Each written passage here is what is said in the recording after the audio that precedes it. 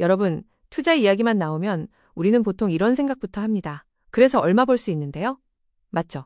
마치 헬스장 등록하자마자 한 달 뒤 복근 몇 개 나오나요부터 물어보는 것과 비슷합니다. 그런데 투자의 진짜 성패는 의외로 수익률 숫자 하나로 결정되지 않습니다. 얼마나 많이 버느냐보다 그 과정에서 내 멘탈과 자산이 얼마나 심하게 흔들리느냐가 훨씬 중요합니다. 재무학에서 말하는 위험도 단순히 돈을 잃을 가능성만 뜻하는 게 아닙니다. 미래에 어떤 결과가 나올지 확실하지 않은 상태, 다시 말해 미래 가치의 불확실성을 의미합니다. 예를 들어 보겠습니다. 두 자산이 모두 연평균 10% 수익률을 준다고 이야기합니다. 겉으로 보면 둘 다 똑같이 매력적이죠. 그런데 하나는 매년 성실한 모범생처럼 딱 10%씩 성장하고, 다른 하나는 기분 좋은 날은 하늘로 날아가고 기분 안 좋은 날은 지하실까지 내려가는 롤러코스터라고 생각해 보십시오. 결과는 전혀 달라집니다. 그래서 오늘부터 시작하는 14부작 위험과 변동성의 메카닉스 시리즈. 첫 시간에서는 위험의 본질이 무엇인지 함께 살펴보겠습니다. 그리고 변동성을 수치로 측정하는 분산과 표준편차의 원리도 아주 쉽게 이해해 보겠습니다. 왜 금융 전문가들이 표준편차를 그렇게 중요하게 보는지, 그리고 변동성이 자산 성과를 어떻게 바꾸는지 함께 알아보겠습니다. 그렇다면 재무학에서 말하는 위험은 정확히 무엇일까요? 많은 분들이 위험? 돈 잃는 거 아닌가요? 라고 생각하십니다. 물론 틀린 말은 아닙니다. 그런데 조금 더 정확하게 말하면 위험은 미래에 얼마를 벌게 될지 알 수 없는 상태, 즉 결과가 흔들리는 폭을 의미합니다. 한번 비교해 보겠습니다. 연평균 기대 수익률이 똑같이 10%인 두 자산이 있습니다. 자산 A는 정말 착합니다. 매년 10%씩 꼬박꼬박 성장합니다.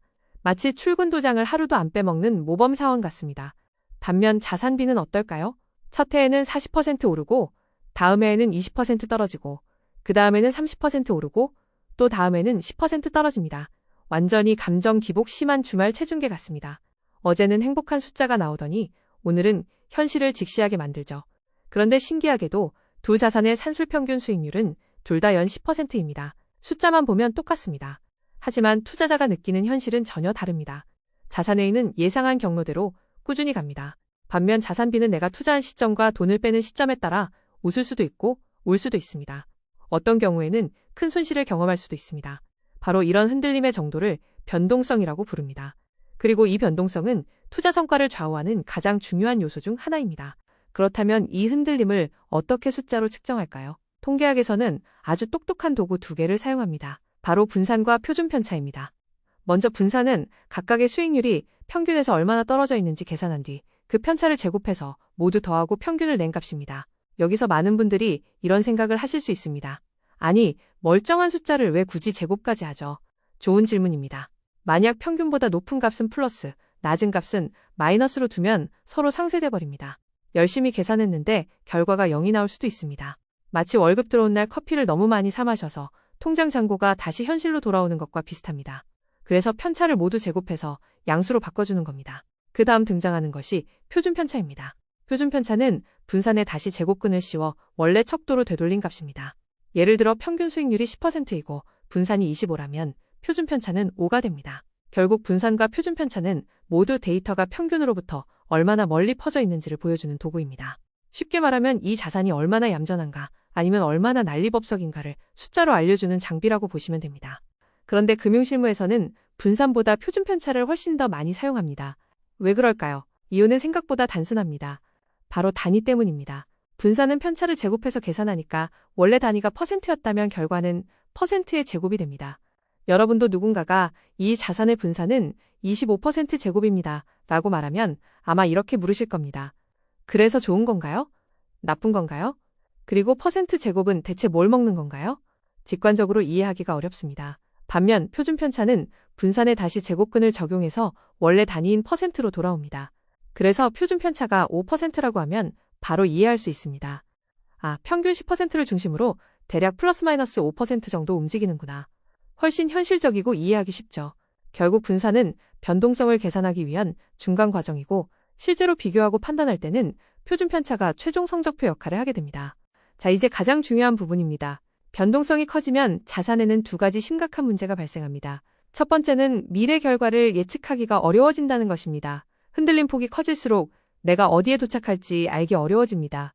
내비게이션은 켜놨는데 자동차가 계속 옆길로 빠지는 상황과 비슷합니다. 두 번째는 훨씬 더 무서운 문제입니다. 평균 수익률이 같아도 실제로 내 손에 남는 복리 수익은 줄어든다는 점입니다. 예를 들어 첫 해에 20% 오르고 둘째 해에 20% 떨어졌다고 해보겠습니다. 얼핏 보면 플러스 20, 마이너스 20이니까 0 같죠? 그런데 현실은 다릅니다. 100만 원이 120만 원이 된 뒤 20% 하락하면 96만 원이 됩니다. 결국 4% 손실입니다. 이번에는 변동폭을 더 키워보겠습니다. 첫 해에 50% 오르고 둘째 해에 50% 하락합니다. 많은 사람들이 속으로 계산합니다. 플러스 50, 마이너스 50이면 제자리 아닌가요? 우리 뇌는 가끔 계산기보다 자신감이 앞설 때가 있습니다. 하지만 실제로는 100만 원이 150만 원이 된 뒤 절반으로 줄어 75만 원이 됩니다. 무려 25% 손실입니다. 보이시죠? 변동성은 단순히 심장을 두근거리게 만드는 정도가 아닙니다. 변동폭이 커질수록 누적 자산 감소는 훨씬 빠르게 커집니다. 그리고 그 손실은 우리가 생각하는 것보다 훨씬 가혹합니다.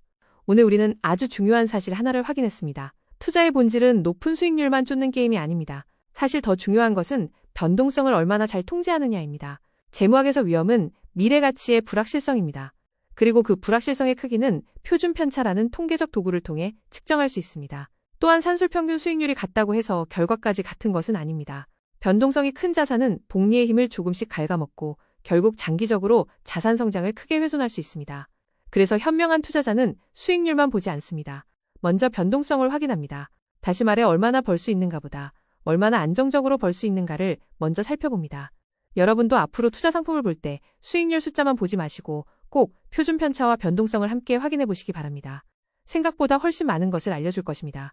다음 2화에서는 달리의 덧셈 세계와 전혀 다른 복리의 곱셈 세계를 살펴보겠습니다. 그리고 왜 50% 상승과 50% 하락이 절대로 서로 상쇄되지 않는지 그 비대칭적인 수학 구조를 자세히 증명해 보겠습니다. 오늘도 함께 해주셔서 감사합니다.